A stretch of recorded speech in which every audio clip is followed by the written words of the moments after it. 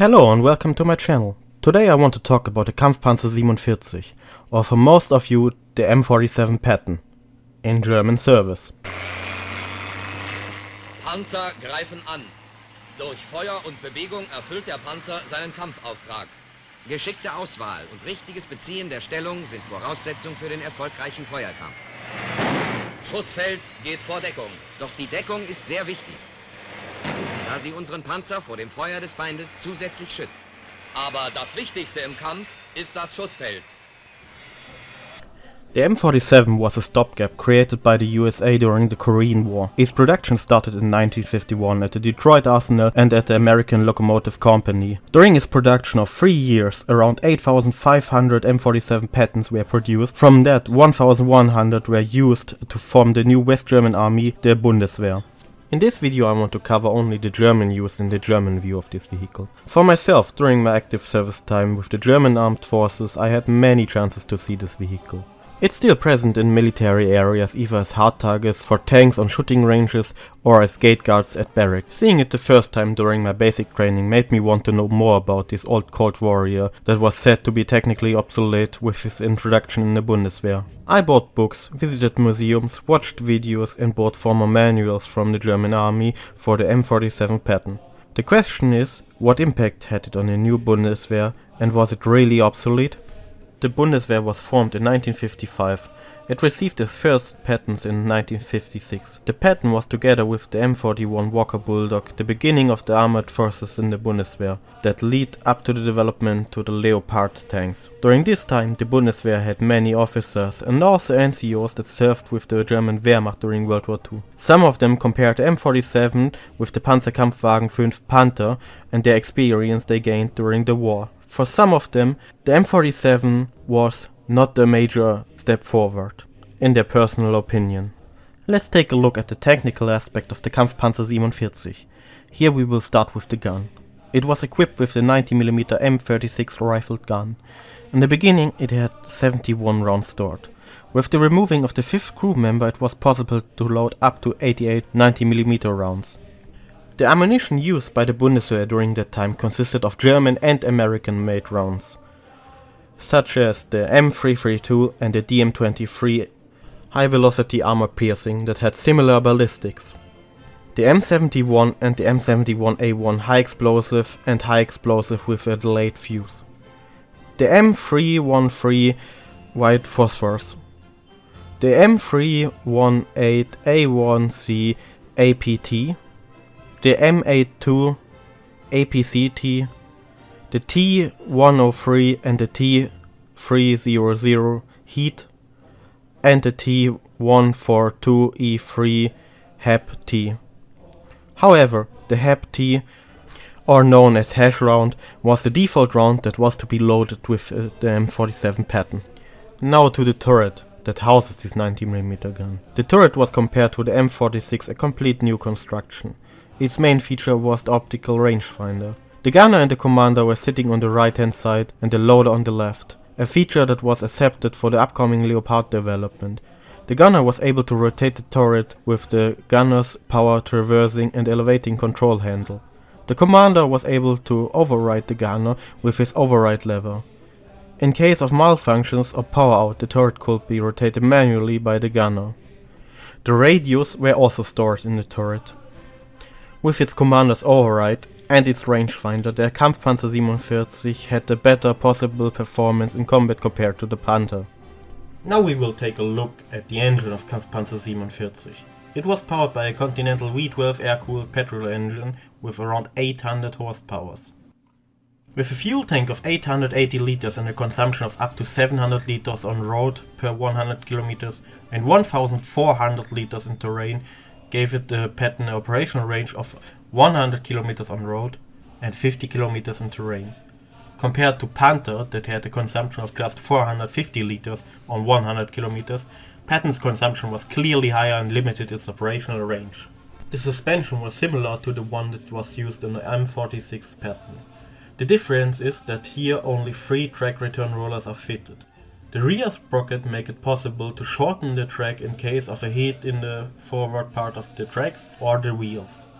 That made it possible for the crews to move the vehicle limited even without the use of the armored recovery vehicle. This wasn't possible on earlier tanks like the Panther, but also not possible on later tanks like the Leopard. The hull was a modified hull of M47 Patton, created for 5 crew members. However, after a few years of service, Germany decided to switch to a policy of only 4 crew members. For this, the driver switched the sides to the right side, and the free space on the left side was used to store more shells for the main gun. The big difference to the M46 hull is the upper frontal plate that was completely new formed to give better protection. This new layout, with the driver on the right side and ammunition on the left side, is still used in the Leopard today. The most important part of this video is the use with the German army, the Bundeswehr. The Kampfpanzer M47 saw service in the armored forces and the tank hunters. The tank hunters weren't focused on constructional features of a vehicle, but rather it's a different operational use of a vehicle for a different combat. The goal was for the tank hunters to defeat enemy tanks in defensive battles preferred from flanking attacks and ambushes. These units were often just companies organized in brigades and later in grenadier battalions, also just as companies. The armored forces, or Panzertruppe, used the Patton as a normal battle tank. It worked with vehicles like the Hotchkiss, HS-30 or the M7 Priest and gave grenadiers fire support in more direct engagements. The Pattons were used in platoons of 5. On the company level, it was possible that the Kampfpanzer 47 was equipped with a bulldozer blade. Such vehicles were normally the Kompanietrupppanzer, or in English, the company troop tank. The tank were to be found within the company staff. The tanks were also closely used together with panzer grenadiers. In fact, it was possible to carry a group of 7 soldiers on the tank. One regulation for this is that the grenadiers are prohibited from smoking on the tank. The biggest drawback of this was the turret had to be locked, so it wasn't possible to rotate the turret and use its optics to scout for enemies while driving. To get a deeper look of M47 and how they trained and prepared for combat, we will take a look at the handbook called Schulschießen mit den Bordwaffen des Panzers M47 und M48, or in English, gun retraining with the weapons of the M47 and M48, that is in my private possession as part of my collection. It was trained to engage static targets such as guns up to a distance of 3,400 meters, with the help of the rangefinder. However, regulations mention that aerial targets, such as guns, can be engaged up to 4,500 meters and armored targets up to 2,500 meters. Against tanks, it was supposed to use the HAP-T round, or hash. It was also trained to engage moving armored targets on a distance from up to 1,400 meters. Greater distances were hardly possible because of the missing automatic lead. They also trained coordinated fire with the complete platoon. For this, the commanding tank made the first shot on a target and gave the accurate distance to the remaining tanks. After this, an order to fire was coming. With this order, every tank fired a number of rounds, for example 3, as fast as possible, while the gunners are switching the distances by 50 meters to create a bigger pattern. This, in the combination with high explosive shells, created an effect similar to the one of a heavy mortar fire. The combat at night was also trained. For this, the M47 had a searchlight. Regarding this, we can read about the Heeresdienstvorschrift 225-1 der Kampfpanzer, or in English, Army Regulations 225-1, the battle tank, that is also in my private possession with the example from 1963. The use of light is ordered to the commander by higher positions like the platoon commander.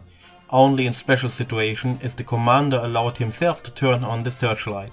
The white light is to be used as short as possible. Back to the gunnery training. Here we can see that it was trained to engage moving targets at night at 1000 meters. With this information we can get a feeling about the capabilities under perfect conditions of a M47 with its crew during the 60s. For personal defense, the Kampfpanzer had two M1919 vertical machine guns mounted for the driver and the gunner. On the roof there was a Browning M2 caliber 15 machine gun that was used by the commander. Also the tank had one flare gun for the commander, two submachine guns, Beretta M1938 or Thompson M1A1, but later also Uzis were possible during the late 60s, four pistols, Walter P38 or later the P1, and four hand grenades. That brings us to the last part of this video. The Kampfpanzer M47 had in Germany, similar to the USA, a short service time. The introduction of the Leopard 1 in the mid-60s, the limited operational range and the limited possibilities to upgrade made this vehicle obsolete. It got phased out in 1967, that were 11 years of service, compared to its brother, the Kampfpanzer M48 or M48 Patton that served from 1957 up to 1993. The Kampfpanzer M47 was West Germany's first medium tank after the war. It was used to combine the remaining experience of soldiers that served during World War II with the new NATO standardization and doctrines. Experiences gained through training helped to reform doctrines, tactics and regulations. Some of the regulations saw after this only small changes up to the current date. Against the opinion of some Bundeswehr personnel that they compared the M47 with the Panther, it was in fact a big step ahead. The fire control system, with its rangefinder, was superior to anything that was fielded during World War II. Things like the rangefinder were just prototypes by 1945. When West Germany received its M41 and M47 tanks, East Germany received only T-34-76, T-34-85 and IS-2 tanks. And only 1 year later the first T-54s entered service in the East German army. Against these old World War II tanks, the Patton was clearly superior. Now I will come to my personal opinion. In my opinion, as a former Leopard 2 crew member, I see this very limited range as the biggest problem of M47. It was planned to slow down the Soviet attacks on West Germany and, if needed, fall back, and later regain territories lost previous to the enemy. Retrain such situations a lot. A range of just 50 kilometers makes it nearly impossible to exploit gaps in the enemy defense. Also is this tank very limited for armored reconnaissance, a job that is regarded as one of the main jobs within the German tank forces. Austria saw this problem as well and tested diesel engines in the M47, but the switching was too much work and the cost too high, so they switched to newer models. I hope you liked this video and maybe you learned something new about this vehicle. If you're interested in more information about this tank, I advise you to check the links in the description or buy the book Patton, A History of the American Battle Tank by R.P. Honeycutt. Also there's a nice book from Tankograd about the Kampfpanzer M47.